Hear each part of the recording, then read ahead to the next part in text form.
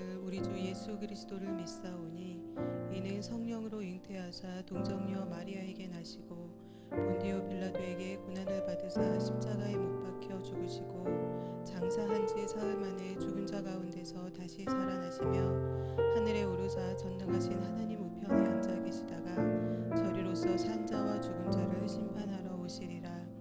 성령을 믿사오며 거룩한 공회와 성도가 서로 교통하는 것과 죄를 사하여 주시는 것과 몸이 다시 사는 것과 영원히 사는 것을 믿사옵나이다. 아멘.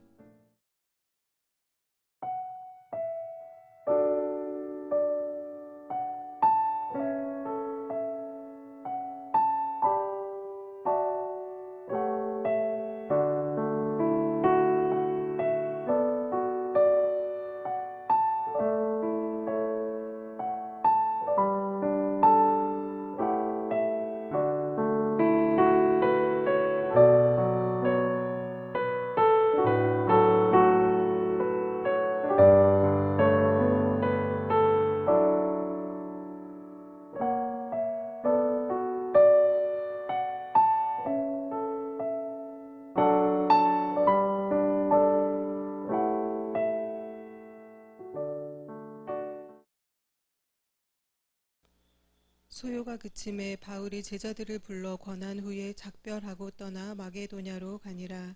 그 지경으로 다녀가며 여러 말로 제자들에게 권하고 헬라에 이르러 거기 석 달을 있다가 배 타고 수리아로 가고자 할 그때에 유대인들이 자기를 해하려고 공모함으로 마게도냐로 다녀 돌아가기를 작정하니 아시아까지 함께 가는 자는 베레아 사람 브로의 아들 소바더와 데살로니가 사람 아리스다고와 세군도와 더베 사람 가이오와 및 디모데와 아시아 사람 두기고와 드로비모라.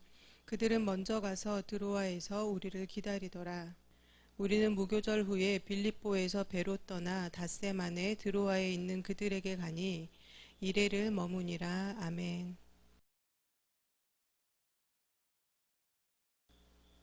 이 시간 같이 보실 말씀은 사도행전 20장 1절에서 6절의 말씀입니다. 20장 1절 말씀을 보시면 소요가 그침에 라고 말씀하는데요. 이것은 에베소에서 은장색 데메드리오가 폭동을 일으켰던 그 사건을 말하는 것입니다. 2만 명이 넘는 연극장에 사람들이 모이게 된 굉장히 큰 소동이었지만 하나님께서 서기관을 통하여서 이 소동을 잘 해결해 주셨습니다. 이렇게 에베소에서의 한바탕 큰 일을 겪고 이 일이 잘 해결된 이후에 바울은 에베소를 떠나면서 남아있는 제자들에게 믿음 위에 굳게 바로 세워지기를 권면한 이후에 에베소를 떠나서 마게도냐로 향해 갑니다.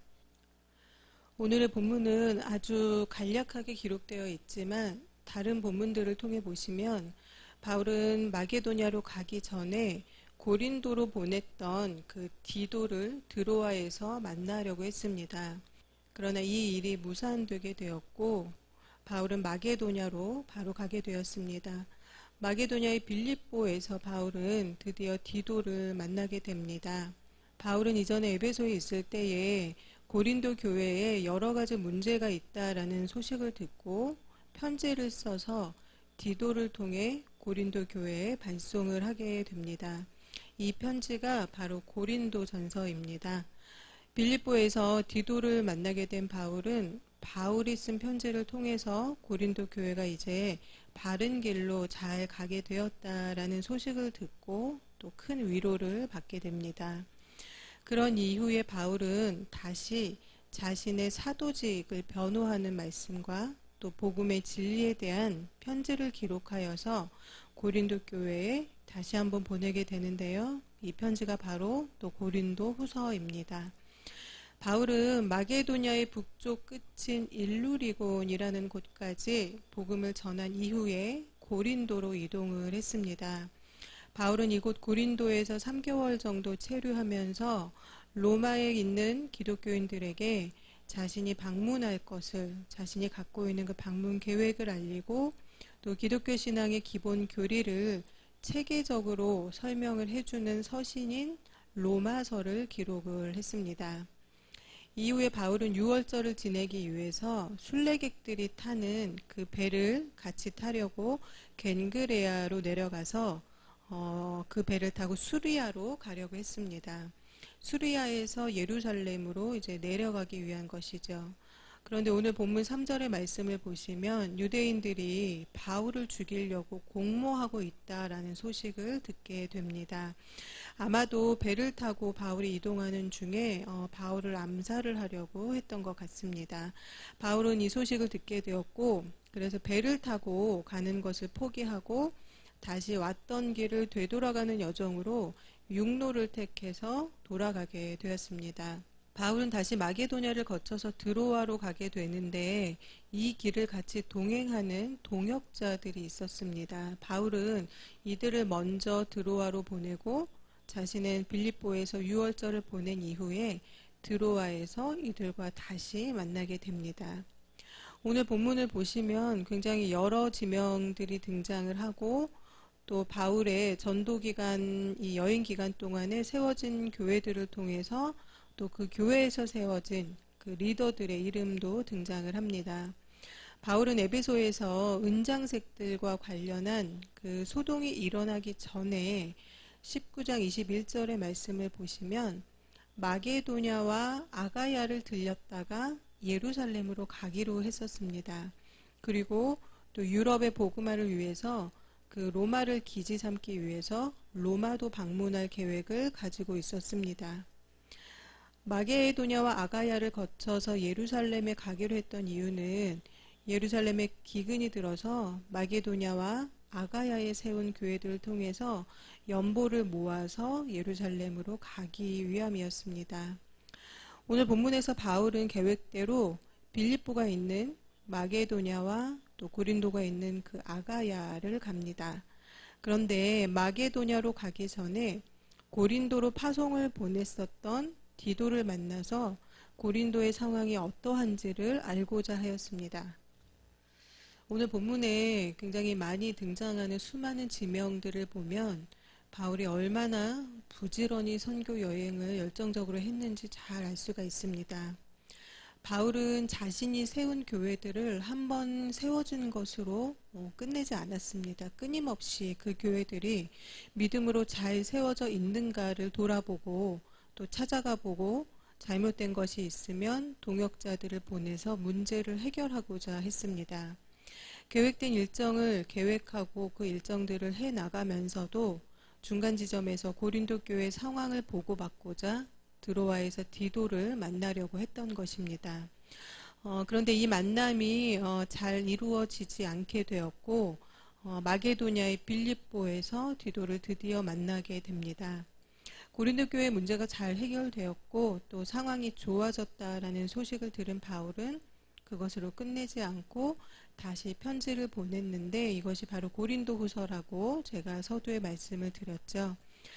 선교 여행을 다니면서 도착한 지역에서 복음을 전하고 그 중에 또 때로는 사람들의 비난이나 비평 또 핍박도 감수해야 했으며 그러는 와중에도 또 틈틈이 다른 교회들의 문제를 해결하기 위해서 서신을 보내기도 하고 사람을 보내기도 하고 또 그 일을 다시 확인하고 또 복음을 전하고 그러다가 또 도망 다니기도 하고 또 다시 이동하고 또 복음을 전하고 또 예루살렘 교회와 같이 어려운 상황이 생기면 어려운 교회를 위해서 또 연보를 모으러 가기도 하고 일을 다 마친 이후에는 배를 타고 수리아를 거쳐서 예루살렘으로 가려고 했지만 이 와중에 또 유대인들이 바울을 암살할 계획이 있다라는 것을 알게 돼서 배를 타고 가면 바닷길로 해서 그냥 한 번에 갈 수 있는 길인데 결국 바울은 육로를 통해서 오던 길을 다시 한참을 돌아가게 됩니다.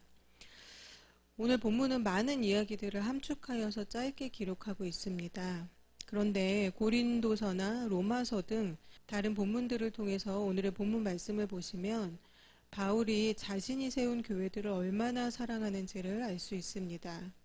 바울은 끊임없이 자신이 세운 교회들을 돌아보고 그들의 신앙이 무너지지 않기를 또 그들의 신앙이 성장하기를 바라면서 그들이 온전한 하나님의 일꾼들이 되기까지 헌신을 다하였습니다. 많은 교회들이 새신자들을 위해서 기도하고 전도를 하지요. 또 개인적으로는 각 가정마다 믿지 않는 가족들을 위해서 기도하고 또 전도를 합니다. 간절히 기도한 태신자가 교회의 첫 발걸음을 하게 되면 그것만큼 감격스러운 것은 없습니다. 아, 이제 됐구나라는 생각을 하게 되죠. 그런데 여러분, 이것은 아직 된 것이 아닙니다. 본격적인 전도는 교회의 첫 발걸음을 한 그때부터입니다. 이제 시작인 것이죠. 우리나라에서 교회를 다니는 청년들 중에 정말로 회심하여서 그리스도를 영접한 청년들이 10%, 20% 정도라는 말을 들었습니다. 참 충격적이죠. 그런데 이것이 비단 청년들만의 이야기일까요? 교회라는 건물을 드나든다라고 해서 또 예배 시간에 앉아 있다라고 해서 다 그리스도인이 아니다라는 것을 증거하는 그러한 상황입니다. 하나님을 알지 못하는 새 영혼들도 또 교회에 있지만 교회 안에 들어와 있음에도 불구하고 하나님을 알지 못하는 교회 안의 영혼들도 이들은 모두 온전한 하나님의 자녀가 되기 위해서 양육이 필요합니다. 교회가 세워졌다고 끝이 아니고 또 교회 안에 들어왔다라고 해서 끝이 아니다라는 것입니다. 부모가 아이를 낳았다고 끝이 아닌 것처럼 말입니다. 성인이 된 후에도 부모는 경제적으로든 또는 정서적으로든 또는 신앙적으로든 자녀가 바르게 잘 살 수 있도록 양육을 합니다. 우리가 가진 죄의 본성은 우리를 스스로 바르게 살도록 놔두지 않습니다. 그렇기 때문에 성도라 할지라도 우리는 모두 말씀을 기초한 바른 양육이 필요합니다. 예배는 물론이고 기도생활, 성경 공부, 또 봉사, 교제 이 모든 일들이 계속적으로 해나가야 하는 일이다라는 것입니다. 양육이라는 것은 한 사람이 하나님을 바르게 알고 바르게 믿어서 온전하게 하나님의 사람으로 바르게 세워지는 과정을 말하는 것입니다. 휴가철이 되면 산으로 들로 국내로 해외로 여행을 많이 갑니다. 여행을 준비하고 일상을 벗어나서 그 여행을 하는 그 시간들은 참 행복하죠. 그러나 여행을 마치고 집으로 돌아오면 그래도 내 집이 제일 좋다라는 생각들을 많이 합니다. 또한 매일매일 출퇴근의 지옥 속에서 대중교통에 시달리다 보면 하루가 참 너무나도 피곤하고 힘이 드는 것을 우리 모두가 경험한 적이 있으실 것입니다. 그런데 여러분, 바울의 여정을 한번 보십시오. 오늘의 본문만 해도 바울은 걸어서 육로로 또는 배를 타고 바닷길로 정말로 쉬지 않고 복음을 위해서 다닙니다. 지금처럼 편하게 비행기가 있는 것도 아닙니다. 걸어서 다니고 또 배 타고 다니면서 복음을 전한 것이죠. 그런데 가는 곳마다 바울을 죽이려고 쫓아다니는 유대인들이 있습니다. 복음도 전해야 하고 때로는 목숨이 위태로워서 도망도 다녀야 합니다. 또 세워진 교회들이 문제가 생기면 그 교회들도 돌아보아야 했습니다. 바울은 교회가 세워지는 것도 중요하지만 그들이 넘어지지 않도록 제대로 양육하는 것도 중요하다라는 것을 잘 알았습니다. 이사야서 53장 6절의 말씀을 화면으로 한번 띄워드릴 텐데요. 같이 한번 읽어보도록 하겠습니다. 우리는 다 양 같아서 그릇 행하여 각기 제 길로 갔거늘 여호와께서는 우리 무리의 죄악을 그에게 담당시키셨도다. 아멘. 양들은 목자의 인도가 없으면 각기 제 길로 갑니다. 하나님은 우리를 다 양 같다라고 말씀을 하셨습니다. 사랑하는 성도 여러분, 바울과 같은 열정과 믿음이 있는 저와 여러분이 되시기를 바랍니다. 그렇지만 꼭 바울과 같지 않아도 됩니다. 바울처럼 꼭 선교지를 다니면서 교회를 세워야만 하는 것은 아니다라고 말씀을 드리는 것입니다. 내가 속한 교회, 내가 속한 가정을 하나님께서 주신 선교지라고 생각하시고 내가 이들을 어떻게 하면 하나님의 자녀로 양육할 것인가를 기도하시고 응답받는 은혜가 있게 되시기를 바랍니다. 또한 더 근본적으로는 우리 자신을 끊임없이 양육해야 합니다. 고린도 교회에 문제가 있음을 알게 된 바울이 그들에게 보낸 편지가 고린도전서라고 말씀을 드렸죠. 그리고 이 서신을 통해서 어느 정도 문제가 해결된 것을 들은 이후에는 바울은 그것으로 끝내거나 안심하지 않았고, 바울 자신의 사도성을 의심하는 자들, 또 그들로 인하여서 또 교회 안에 문제가 생길 것을 염려하여서 자신의 사도성의 분명함과 또 복음의 진리에 대한 분명한 말씀에 대한 서신을 다시 보내었습니다. 바울은 문제가 해결된 것으로 끝나지 않았습니다. 끝까지 책임지는 분명한 양육, 그것을 바울은 멈추지 않았습니다. 여러분, 바른 믿음, 견고한 믿음의 길을 가기 위해서는 끊임없는 양육의 과정이 필요합니다. 또한 다른 사람을 양육하는 거 매우 중요합니다. 오늘 본문에 서두의 말씀을 보시면은 에베소에서 떠날 때에 바울이 한 것은 에베소 교회에 있는 남아있는 그 제자들, 그들이 믿음을 더욱더 분명하고 견고하게 지킬 것을 잘 권면한 이후에 그 자리를 떠난 것을, 에베소를 떠난 것을 우리가 말씀을 통하여서 보셨습니다. 우리가 서로 간에, 또 성도 간에 서로가 서로를 양육해주고, 또 새신자들을 양육해주고, 또 새가족들, 또 우리 가정에서 또 예수님을 이제 알게 된 우리 가정의 새신자들, 또 우리 자녀들, 그들을 양육하는 데에 애쓰고 기도하는 건 매우 중요합니다. 그리고 또 근본적으로는 각자 우리 스스로 나 자신을 또 먼저 제대로 양육하는 것도 매우 중요합니다. 성도 여러분, 하나님께서 매일의 말씀으로 저와 여러분을 찾아오고 계시죠. 말씀으로 하나님께서 저와 여러분을 양육하시기 위함입니다. 우리가 모여서 같이 예배드리지 못하는 것이 참 안타까운 현실이지만, 올려드리는 매일의 말씀을 통한 하나님과의 만남도 여러분 예배입니다. 가급적이면 예배를 드리실 때에 예배당에 모여서 예배 드리실 때처럼 예배 드리는 환경을 만드시면 좋습니다. 옷도 단정하게 입으시고, 또 기도로 미리 준비하셔서 성경책도 잘 펴놓으시고, 또 그렇게 하나님을 만나시기를 바랍니다. 혹시 이러한 상황이 여의치 않으시면 이동 중에라도 꼭 말씀을 들으시기를 부탁을 드립니다. 오늘 본문에 바울이 자신이 세운 교회들을 끊임없이 돌아보았던 것 같이 얼마나 피곤했을까요? 배 타고 또 걸어서 그 먼 길들을 그렇게 쉬지 않고 그 여정들을 감당해야 했을 텐데, 그러면서도 쫓기는 일도 많았을 것이고, 그렇게 피곤하고 너무나도 힘든 상황이었을 텐데도 바울은 자신이 해야 할 일들을 끝까지 책임졌습니다. 자신이 세운 교회들, 그 성도들을 바울처럼 바울이 끊임없이 돌아보았던 것 같이 여러분, 우리 스스로의 신앙과 또 우리의 가족들, 또한 같이 신앙생활하는 성도들, 서로 간의 모두의 신앙을 위해서 우리가 돌아보아주고, 또 예배를 드리지 못하는 분들이 있으면 또 예배 드릴 수 있도록 권면도 해드리고, 또 말씀도 한 번씩 보내드리고, 또 우리 매일의 말씀 또 잘 들으셨는지 또 한번 서로 물어봐 주시고, 그 말씀으로 같이 은혜도 나누시고, 그런 것이 바로 양육입니다. 여러분, 이렇게 우리가 서로가 서로를 도와주는 또 저와 여러분 모두가 되시기를 바랍니다. 기도하겠습니다.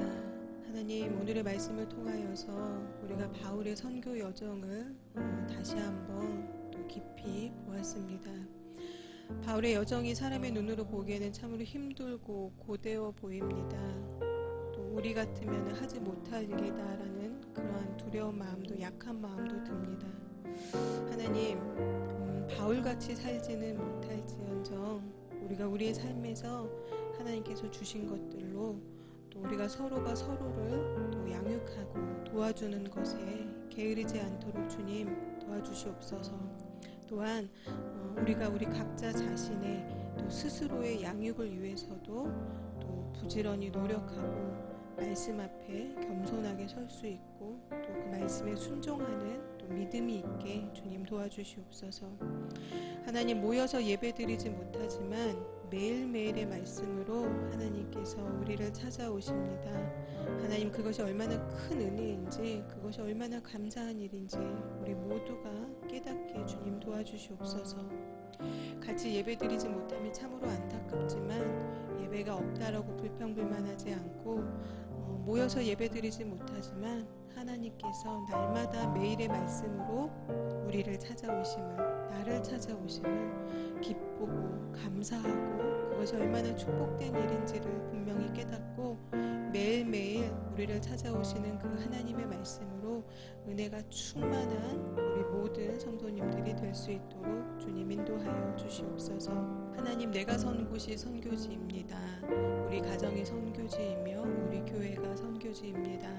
우리가 서로가 서로를 돌아보고 또 돌아볼 때에 특별히 하나님의 말씀으로 은혜를 나누는 또 그런 귀한 시간이 되게 주님 도와주시옵고, 또 육체적으로 또 어려움 가운데 처해져 있는 또 우리 성도님들 교회에서 서로가 서로를 위해서 또 기도하는 그런 믿음이 있게 되기를 바라며, 또 가장 중요한 것은 우리가 우리 자신, 나 스스로의 그런 믿음을 위하여서 또 나 자신을 양육하는 데에 게으르지 않도록 늘 하나님의 말씀 가운데 서는 저희 모두가 될 수 있도록 주님 인도하여 주시옵소서. 감사합니다. 우리를 구원하신 예수님의 이름으로 기도드렸습니다. 아멘. 주기도문으로 예배를 마치겠습니다. 하늘에 계신 우리 아버지여, 이름이 거룩히 여김을 받으시오며 나라의 임하옵시며 뜻이 하늘에서 이룬 것 같이 땅에서도 이루어지이다. 오늘날 우리에게 일용할 양식을 주옵시고 우리가 우리에게 죄 지은 자를 사하여 준 것 같이 우리의 죄를 사하여 주옵시고 우리를 시험에 들게 하지 마옵시며 다만 악에서 구하옵소서. 대개 나라와 권세와 영광이 아버지께 영원히 있사옵나이다.